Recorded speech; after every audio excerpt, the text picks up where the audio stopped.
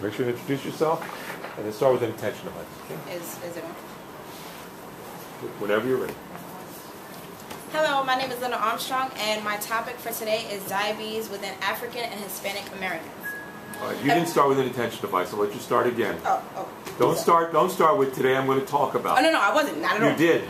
You did. I did? You said my topic today is. Oh. It's the same thing. You got to start Okay. with an attention device. All right. So I'm giving you a free chance to start over again. All right, cool.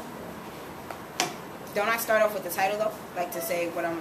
No. You start. All right. I'm not going to give you any more. No, you start. All right. Hi, my name is Linda Armstrong. Okay. Imagine you're in class and you get a call, and it's from the hospital, dealing with a loved one of yours that's in the hospital. You rush to the hospital, and you go there and you find this. This is called diabetes mellitus, also known as diabetes or blood sugar.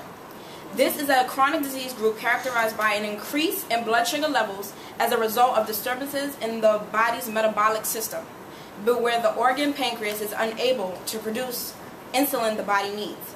This disease in 1994 led to 13,000 amputations among African Americans. You have just finished speaking with the doctor and discovered that this loved one is facing amputations of the affected extremities. What's the first question that would come to your mind? How did this happen? Just one of the questions that run through the mind of African and Hispanic Americans who have the highest levels of diabetes.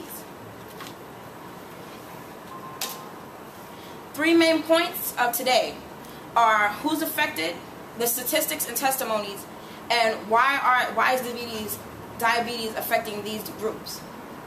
Who's affected and what numbers? According to the Office of Minority and Health, the highest incidence for African American diabetes occurs 65 and 70 years of age. In 2007, the Centers for Diabetes Disease and Control and Prevention, CDC, estimated that 14.7% of non-Hispanic blacks were diagnosed with diabetes. Hispanic Americans. According to the Office of Minority Health, OMH, in 2008, 11% or 2.5 million Hispanic adults 18 years and older have diabetes. Hispanics 65 and older have the highest rates in the Hispanic community for diabetes. In 2006, death rate for Hispanics was 50% higher than the death rate for non-Hispanic whites. And I bet you're wondering when these cases of diabetes peaked. The answer to that seems to be in 2006. African rates of diabetes in the U.S. are cause for alarm. According to Robert W. Harrison III, MD, advisor of Pfizer, 20 to 50% of men and 100% of women are more likely to develop diabetes compared to their white counterparts. In 2006, African American men were 2.2 times likely to start treatment for end renal disease, 1.5 times as diabetic whites to be hospitalized, and 2.3 times as likely as non-Hispanic whites to die from diabetes. End-stage renal disease, ESRD, also known as kidney failure, is 2.6 times higher among African Americans than among whites. According to the Agency for Healthcare Research and Quality, AHRQ, from 1988 to 1990, the yearly cases of new diabetes-related ESRD was 137 per million in African Americans, but only 38 cases per million were found among whites.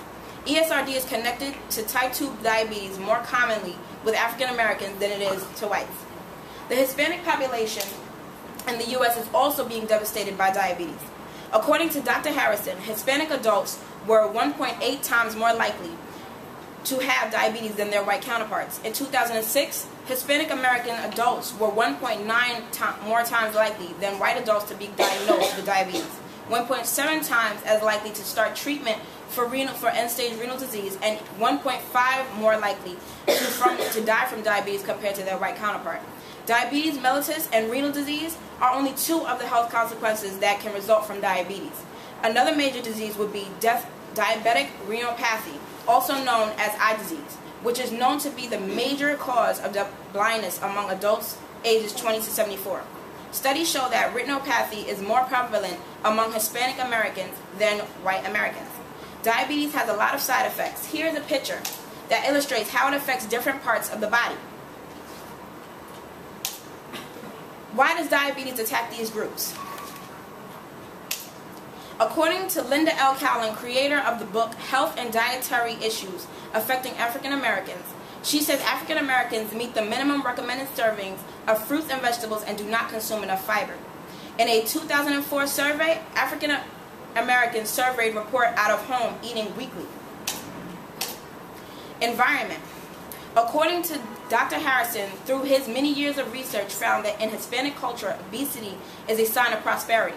Studies show that Hispanic Americans living in lower income conditions buy cheaper unhealthy foods such as tortillas, which are high in starches, and those starches transform into sugar in the body. AHRQ funded research has shown that Hispanics face economic barriers to treatment and refuse to deal with their own medical needs, but feel it is important to deal with the needs of family members. Other impediments include a distrust of insulin therapy, preference for more familiar traditional remedies, and a fatalistic acceptance of the disease. In conclusion, diabetes is an epidemic proportion among African and Hispanic Americans. It is going to take a lot to change the situation educationally, mindset, and cultural training. It needs to happen soon before the alarming numbers skyrocket. Thank you. Could you bring up the chart real quick of the human body, just real quick? That was about 6 minutes. We'll call it 5:50. There you go. There's a lot of things. There's 1, 2, 3, 4, 5, 6, 7, 8. There's 8 things up there. Not too wordy. Everything's very specific, and you should have gone through each one of them. Okay. You should take us from the top to the bottom, or the bottom to the top, and like take us through it. Just don't put it up there. You're going to put something up there, you got to talk about it. If you show it, talk about it. Okay, thanks. Okay, nicely done.